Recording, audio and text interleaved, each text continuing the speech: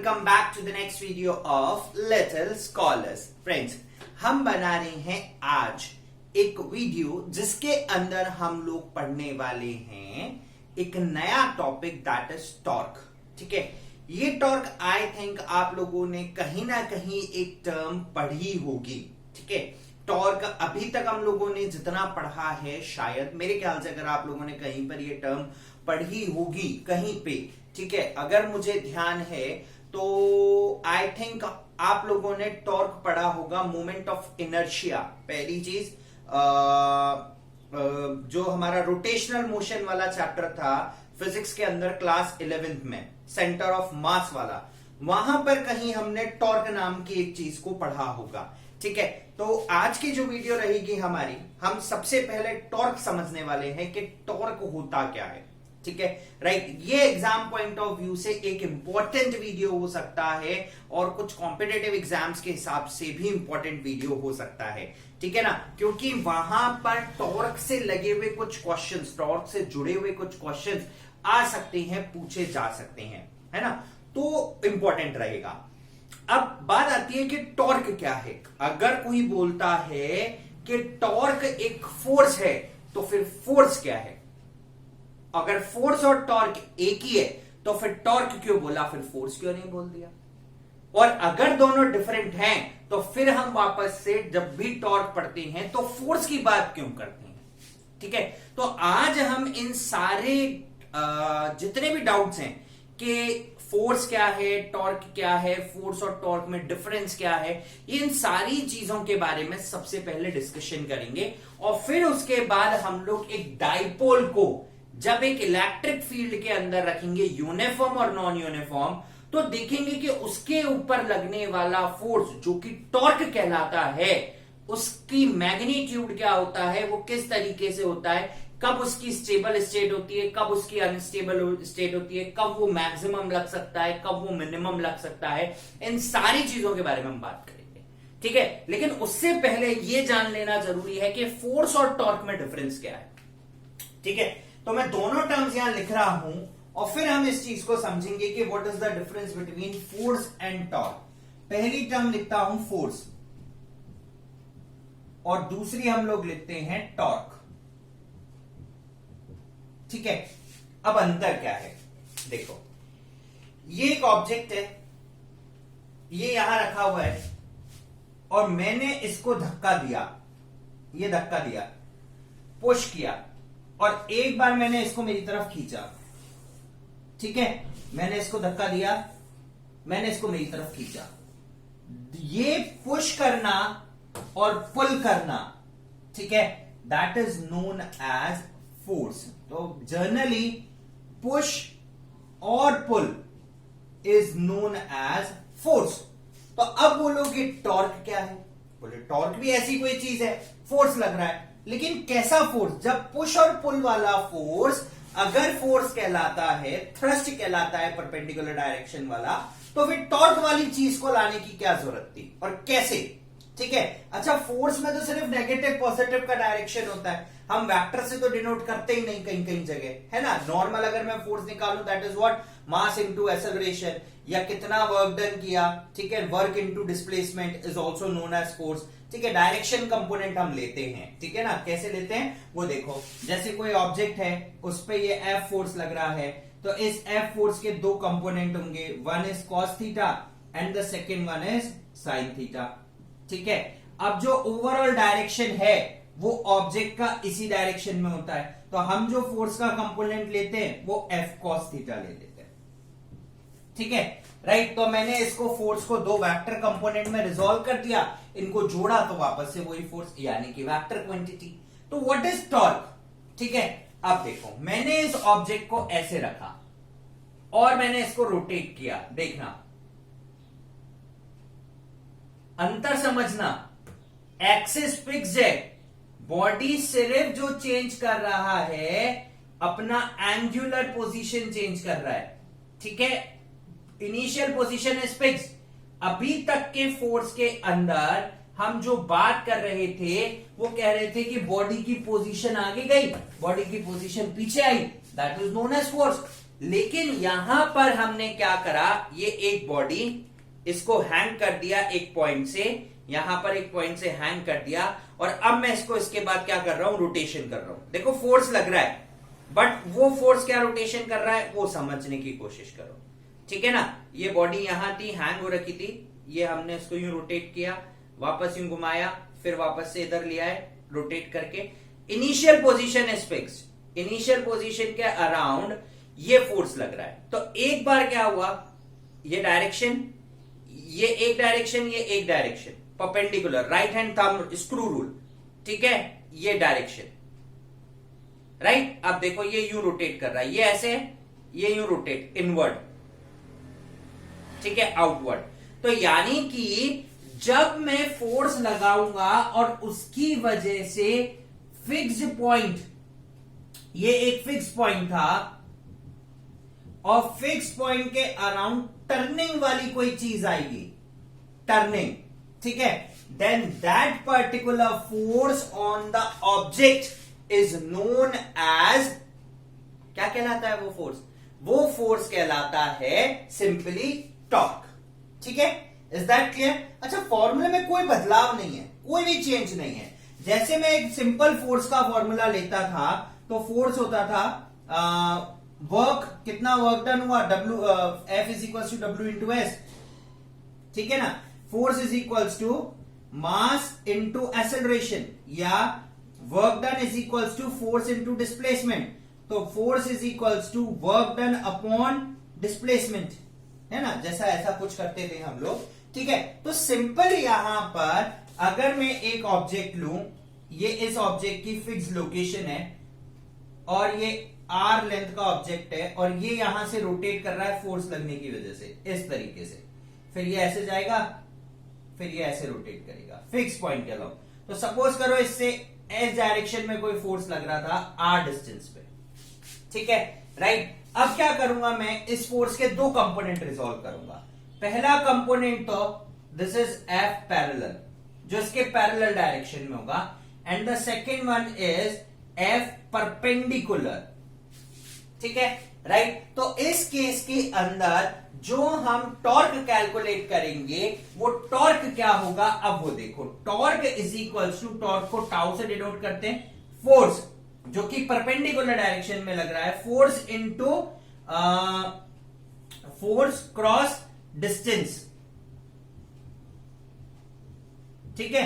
और डिस्टेंस कौन सा, that is what, perpendicular distance, उससे कितना है, तो यानी कि ये डिस्टेंस कितना हुआ। तो अगेन मेरे पास यहां पर force into displacement is torque, but ये distance, this is small distance, तो it is basically torque is equals to F cross R. This cross sign denotes that it is a vector quantity, ठीक है। तो इसपे जो force लग रहा है परपेंडिकुलर डायरेक्शन के अंदर, क्योंकि हम इसको जो निकालते हैं, ठीक है, टॉर्क जब भी कैलकुलेट किया जाता है, तो सपोज करो ये ऑब्जेक्ट था, ये था, आप इसको, इसका जो फोर्स का डायरेक्शन होगा वो हमेशा आउटवर्ड 90 डिग्री पे बना हुआ होगा, ठीक है, क्योंकि अगर ये पैरेलल हो जाएगा, सपोज करो ये पैरेलल है, तो इसके ऊपर कोई भी इफेक्ट नहीं होगा, बट इसको जब मैं रोटेट करूंगा तो इस तरीके से, ठीक है, इस तरीके से, तो there must be some perpendicular force. तो जब भी आप टॉर्क की बात करोगे, तो torque is basically force perpendicular direction into distance कितना है, तो torque is equal to force into distance, simple वही चीज है, but it is a vector quantity, direction outward, direction perpendicular, ठीक है। अच्छा, अगर कोई मुझसे इसकी यूनिट पूछे टॉर्क की यूनिट हो जाएगी, फोर्स की है न्यूटन और इसकी हो जाएगी मीटर, तो टॉर्क की जो एसआई यूनिट है it should be a newton metre. तो जब भी आप किसी फिक्स एक्सिस के अलोंग किसी ऑब्जेक्ट का रोटेशन देख रहे होंगे, सिर्फ देयर इज, देखो, अच्छा, टॉर्क में चेंज क्या हुआ, change in angular momentum, angular momentum,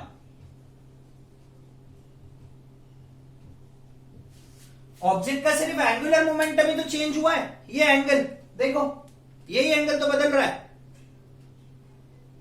बाकी तो वो वही है। तो this is what, this is angle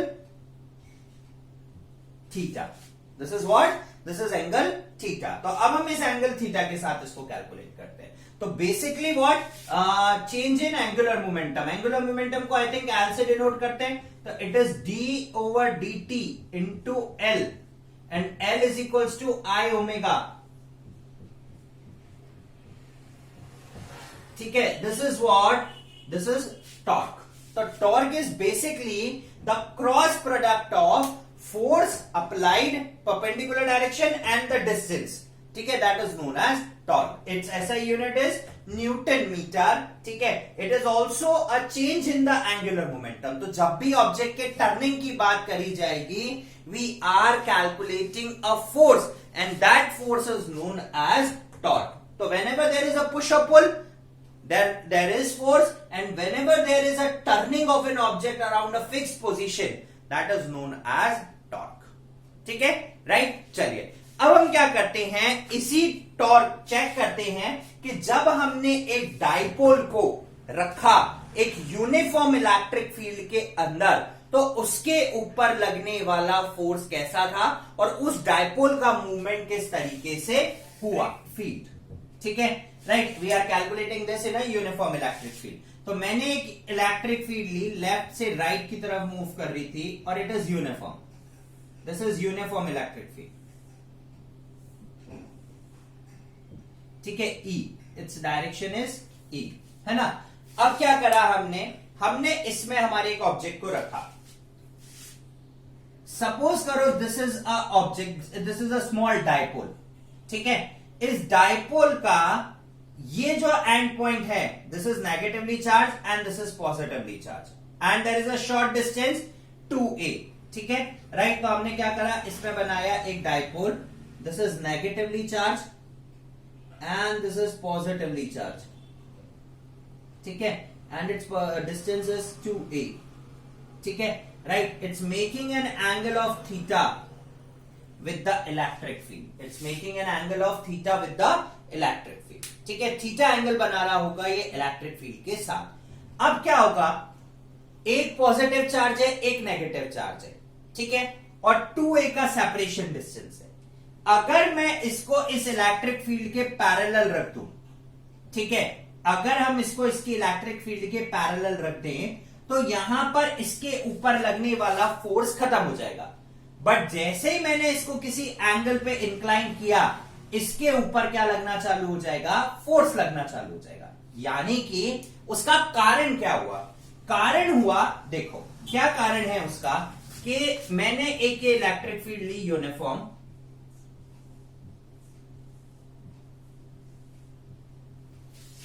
ठीक है, this is uniform electric field, और इसके अंदर मैंने एक डाइपोल रख दिया, negative Q and positive Q.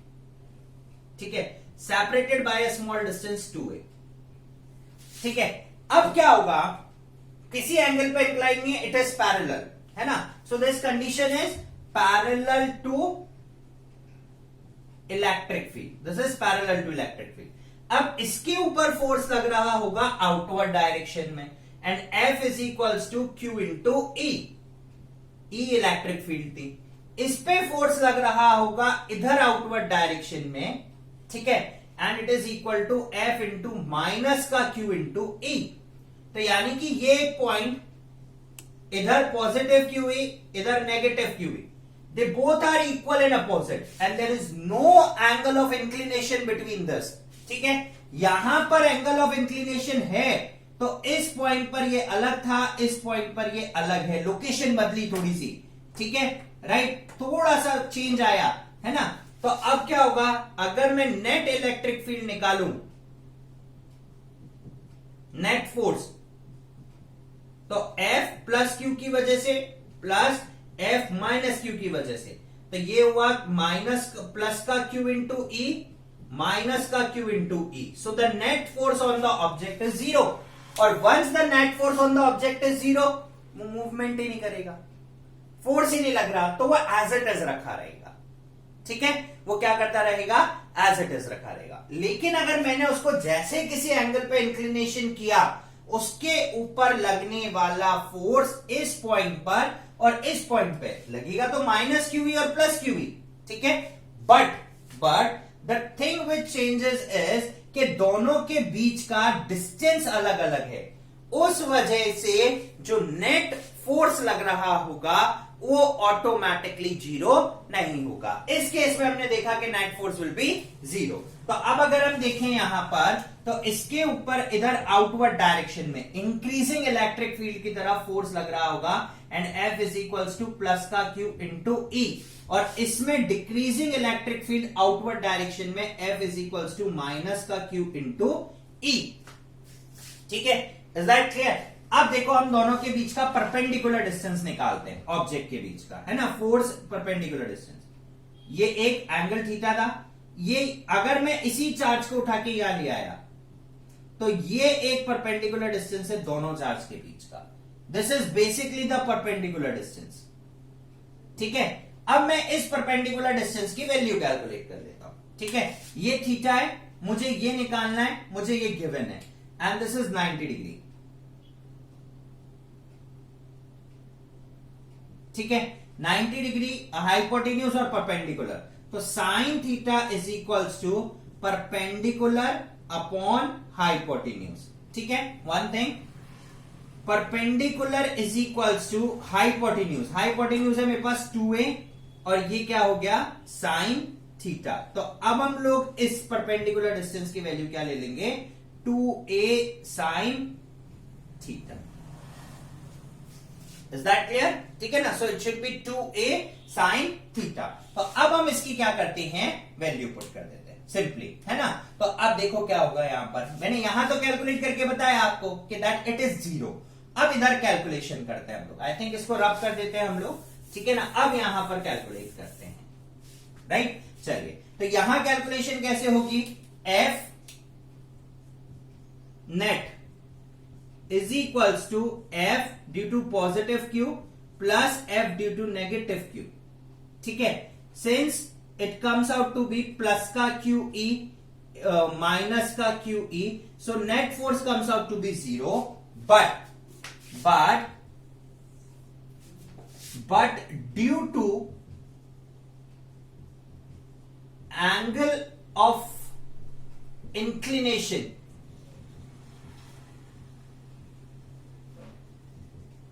with electric field, the net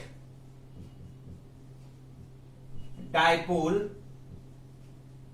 does not cancel out,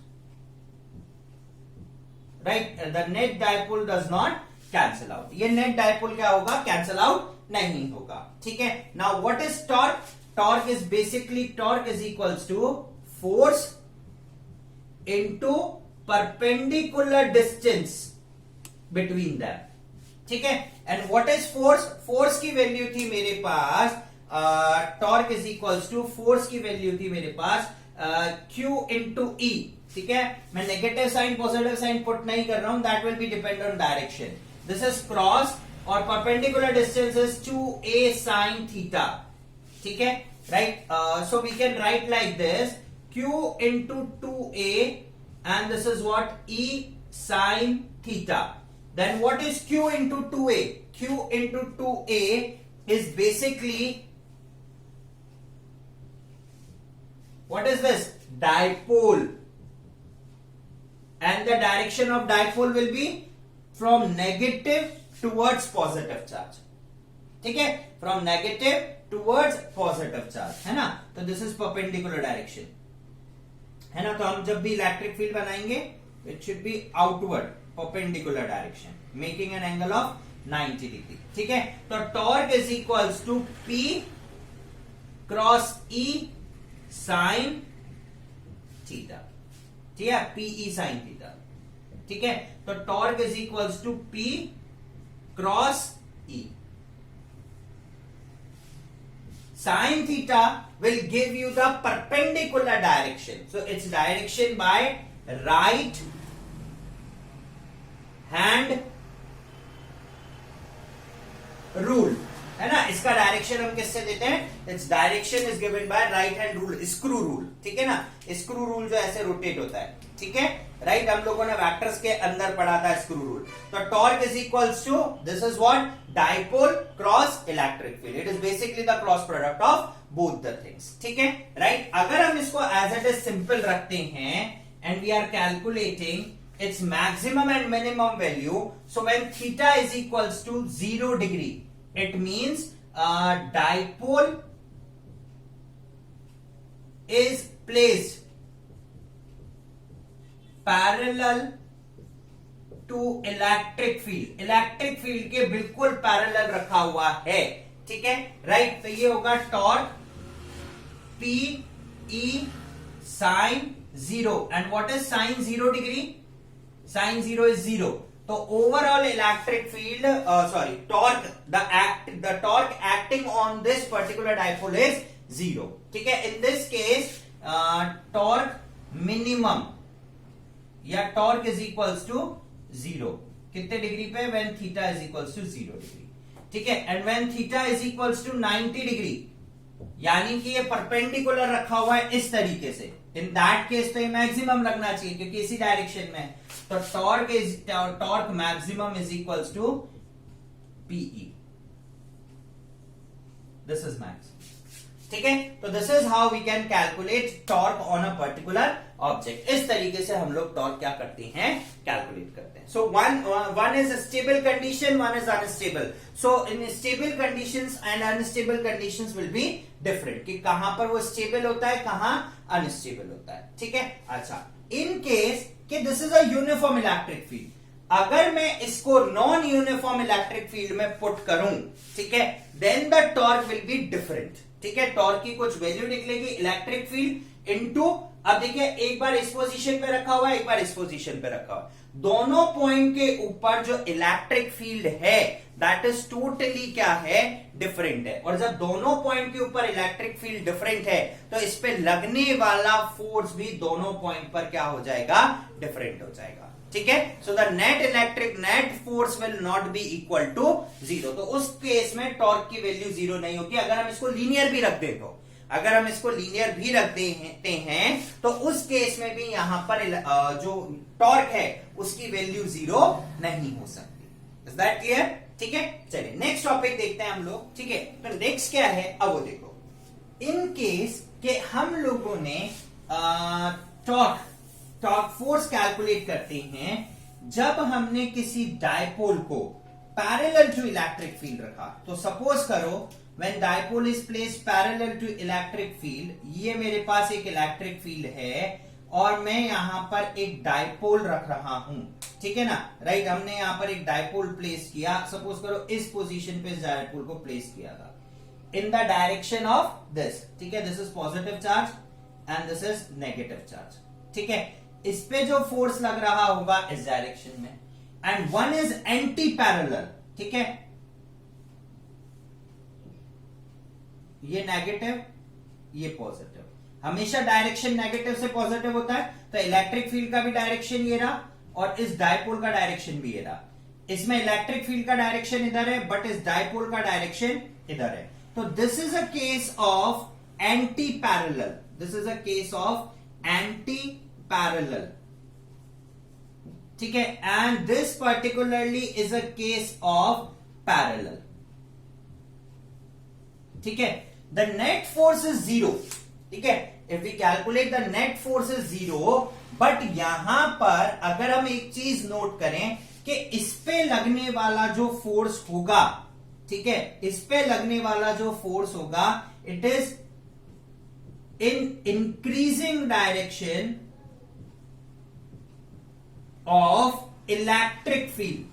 यहां पर इलेक्ट्रिक फील्ड बढ़ रही है तो ऑटोमेटिकली टॉर्क की वैल्यू इंक्रीज हो जाएगी, ठीक है। और यहां पर हम इधर लेफ्ट से राइट की तरफ जा रहे हैं, इलेक्ट्रिक फील्ड इंक्रीज, तो लेफ्ट राइट से लेफ्ट की तरफ आएंगे तो इलेक्ट्रिक फील्ड डिक्रीज। तो इसमें जो फोर्स लग रहा होगा it is in decreasing direction of electric field, it is in decreasing direction of electric field, decreasing direction में है, ठीक है ना। तो जब एंटी पैरेलल रखा जाएगा तो जो इस पे फोर्स लगेगा वो decreasing direction of electric field के अंदर टॉर्क लग रहा होगा। और जब हम पैरेलल पोजीशन पे रखेंगे, पैरेलल का मतलब होता है कि जो डायपोल का डायरेक्शन है वो ही इलेक्ट्रिक फील्ड का डायरेक्शन होना चाहिए। एंटी पैरेलल मींस कि जो इलेक्ट्रिक फील्ड का डायरेक्शन है उसके अपोजिट डायपोल का डायरेक्शन होना चाहिए। Is that clear? ठीक है, तो इस तरीके से हम लोग क्या कैलकुलेट करते हैं, when it is placed parallel and when it is placed anti parallel. ठीक है, और यहीं से हम लोग स्टेबिलिटी वाला कंसेप्ट देखते हैं। ठीक है ना, तो फोर्स जीरो है, it means it is stable. ठीक है, राइट, वो स्टेबल कंडीशन में आ जाएगा। बट आप अगर किसी एंगल पे इंक्लाइन कर देंगे देन इट्स वैल्यू चेंजेस। ठीक है, अच्छा, नेक्स्ट इंपॉर्टेंट थिंग इज कि मैंने अभी यहां पर इसको कुछ इस डायरेक्शन में इंक्लाइंड किया था।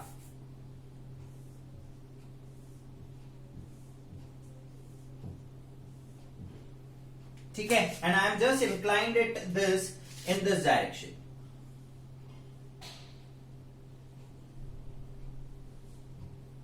This is minus Q and this is plus Q, making an angle of theta with the axis. ठीक है, अब अगर सपोज करो हमने कैलकुलेट किया था कि मैं इसको पैरेलल रखता हूं, it means theta zero, value zero, और ये यहां पर जाते जाते 90 पर maximum and then decreasing and then zero again.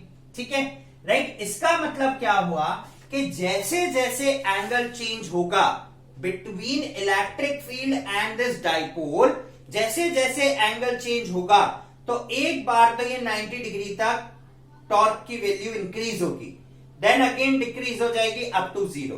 ठीक है, तो this theta will goes on changing. Theta जैसे जैसे चेंज हो रहा है वैसे वैसे इस टॉर्क की वैल्यू चेंज हो रही है। और अगर हम देखें तो ये 0 से लेके 90 वाले फेस के लिए, 0 से लेके 90 वाले फेस के लिए इंक्रीजिंग वैल्यू देगा, है ना, और यहां पर पहुंच गया, दिस इज मैक्सिमम, और 90 से 180 वाले फेस के लिए डिक्रीजिंग वैल्यू देगा। ठीक है, तो this is how we can calculate its instability, points of instability. ठीक है, राइट, तो ये हुआ हम लोगों का टॉर्क वाला कंसेप्ट पूरा का पूरा खत्म। और यहां पर हम लोग एक तरीके से एक पार्ट, ठीक है, डाइपोल चार्जेस वाला पूरा का पूरा इलेक्ट्रिक फील्ड का एक पार्ट खत्म कर चुके हैं। अब सेकेंड पार्ट की तरफ मूव करेंगे जहां पर हम लोग इलेक्ट्रिक फ्लक्स और इलेक्ट्रिक फील्ड और लाइंस के बारे में पढ़ेंगे, and that could be the last topic of this particular chapter. ठीक है, सो फ्रेंड्स, इस वीडियो के लिए इतना ही। नेक्स्ट वीडियो में हम लोग एक्सपेक्टेड है that we are going to start with new topic और will consider the numericals of this particular torque and dipole movement. ठीक है, राइट, तो देख सकते हैं हम नेक्स्ट वीडियो में क्या करते हैं। सो गाइज, इस वीडियो के लिए इतना ही। कल फिर आपसे मुलाकात होगी एक और अगली वीडियो के साथ। Till then guys, keep on watching little scholars and stay tuned with us. Like, subscribe और शेयर करना नहीं